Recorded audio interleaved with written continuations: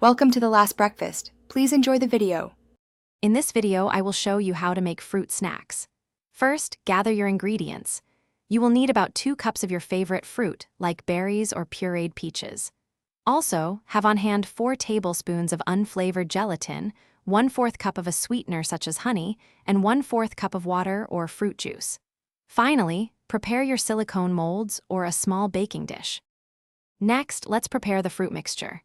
If using whole fruit, puree about 2 cups until it is completely smooth. Then, combine this fruit puree with your chosen sweetener, perhaps 1/4 cup of honey or maple syrup. Stir well to ensure everything is thoroughly mixed. Taste the mixture and adjust the sweetness if needed, making sure it is perfect before moving on to the next step. Now, let's incorporate the gelatin. In a separate small bowl, bloom 4 tablespoons of unflavored gelatin in 1/4 cup of cold water or fruit juice for about 5 minutes. Meanwhile, gently heat your fruit puree mixture over low heat on the stovetop until it is warm, but do not let it boil. Once warm, stir in the bloomed gelatin until it is completely dissolved and the mixture is smooth. Finally, it's time to set your delicious fruit snacks. Carefully pour the warm fruit and gelatin mixture into your prepared silicone molds or a small baking dish.